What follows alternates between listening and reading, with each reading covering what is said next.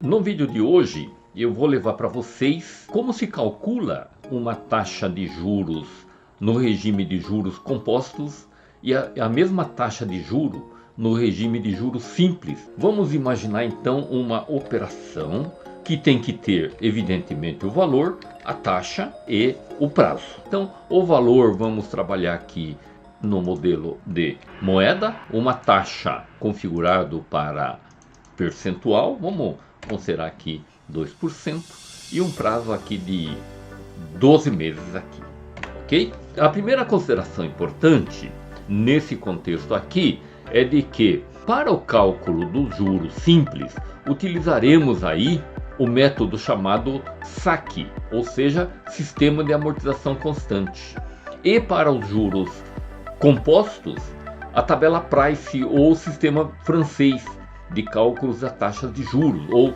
dos juros, né?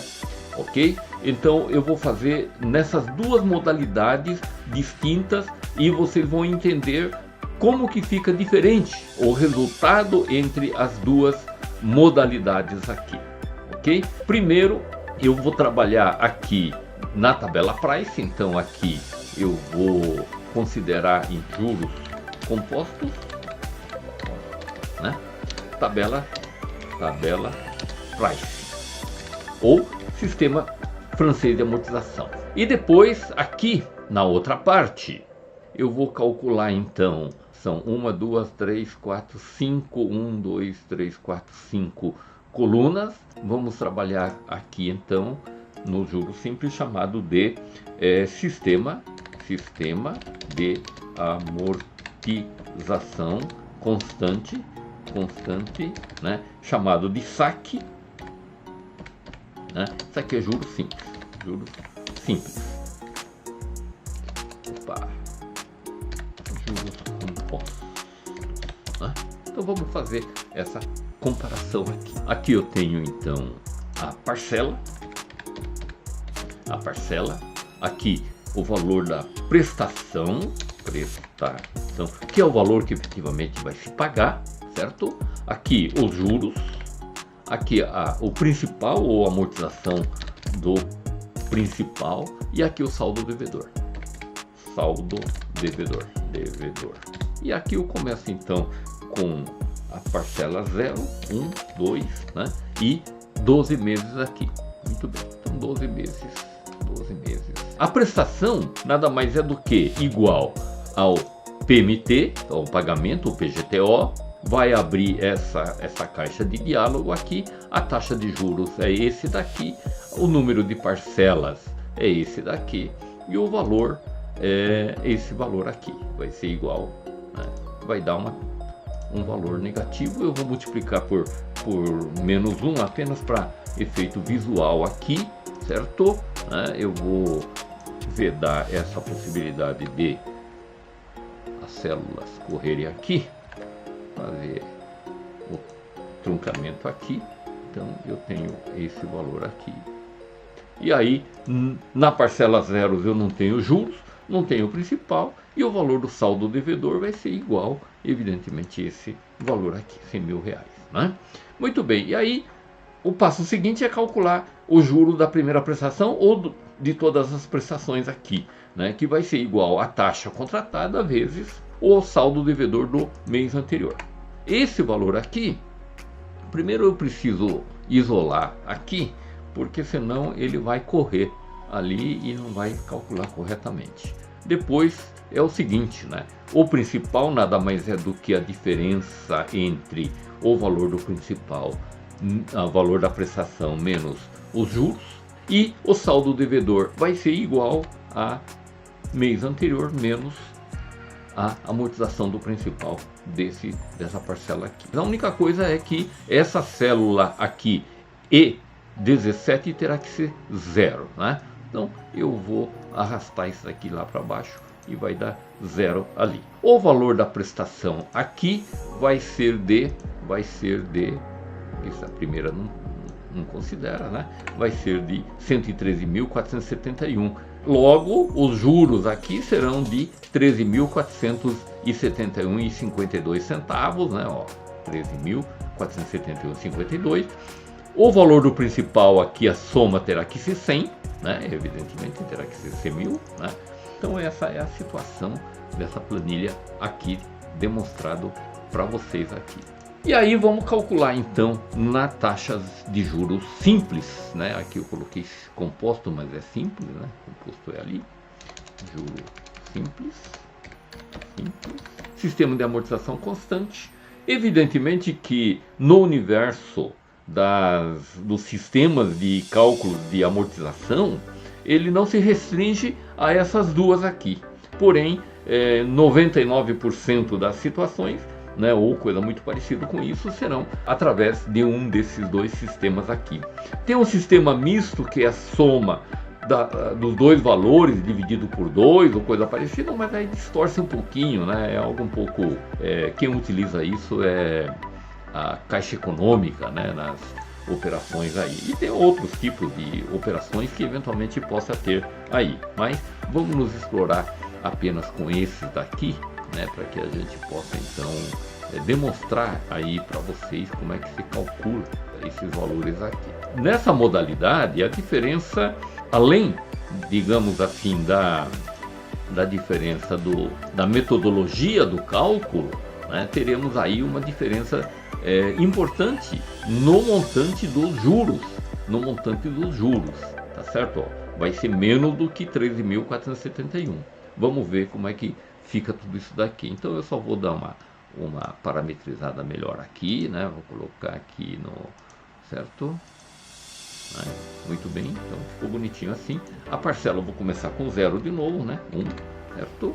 Apenas para ficar fácil a visualização aqui.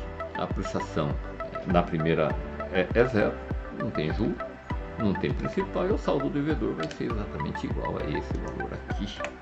Vamos parametrizar todos eles como sendo, formatar todos eles como sendo representação em moeda. Então, no sistema da tabela Price, vocês perceberam que a gente começa pelo cálculo do valor da prestação. No caso do juro simples, do sistema de amortização constante, o SAC, muda um pouquinho. Por quê?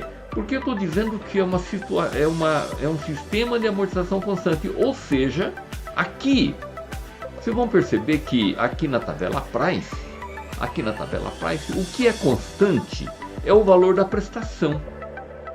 Aqui no caso do sistema de amortização constante, o que vai ser constante é a amortização, que é o valor do principal. Então, calculando aqui, vai ser igual a quê? Isto dividido por esse cara aqui.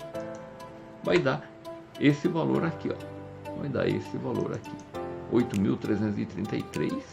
Eu vou isolar tanto um quanto o outro e arrastar ele até lá embaixo. De tal sorte que aqui, né, é o somatório, tem que dar os 100.000 certinho aqui, certo? Né? 100.000 reais aqui. Esse é o primeiro passo que eu preciso dar para a construção da planilha no regime de juros simples, né, utilizando do sistema de amortização constante. Passo seguinte é calcular os juros. Vai ser exatamente igual, os juros, né, igual a 2% vezes o saldo devedor do mês anterior. É esse valor aqui. E agora a prestação nada mais é do que um somatório desse valor mais esse valor aqui, ó. Somatório desses dois valores, esse é o valor da prestação. Notem que na primeira prestação, aqui na parcela 1, na tabela Price, eu vou pagar R$ 9.455,96. No sistema de amortização constante, esse valor vai para R$ 10.333,33. Muito bem, e aqui vai ser o que? Igual a este menos esse valor aqui, ó. Menos esse valor aqui. Certo? Muito bem, só a taxa de juro aqui que eu preciso isolar aqui a nossa taxa de juros, certo? E fica pronto assim. Muito bem, e aí então eu vou fazer o seguinte, né, pessoal? Vou dar uma arrastada até aqui e vou arrastar esse daqui até aqui embaixo também, certo? Né? Ó, ficou 0 aqui, ficou 0 aqui, né? Esse valor aqui da prestação, né? Vamos calcular primeiro a taxa de os juros aqui existentes, né? O juro deu R$13.000, aqui deu 13.471,52. Portanto, o total da prestação vai dar exatamente 113 mil, né? Não pode ser diferente, R$113.000 o valor da prestação. Essas são as diferenças existentes nas duas modalidades. Taxa de juros, né? Ou melhor, juros compostos, utilizando-se do método francês de amortização, ou mais conhecido entre nós como tabela Price, muito utilizado em bancos, né, instituições financeiras, né, a grande maioria utiliza essa modalidade, comparando aqui com o sistema de amortização constante para calcular juros simples. Então a gente vai perceber que no caso dos juros simples, temos aí um montante de juros menor do que na tabela Price. Essas são as duas possíveis modalidades. Evidentemente existem outras, né, que podem ser também utilizadas aí para cálculos dos juros, né? Mas essas duas são os que mais têm sido utilizados aí pelas instituições financeiras. Isso serve para guiar vocês no ato da contratação de uma operação. Mas a análise efetivamente entre as duas, tá, não termina aqui.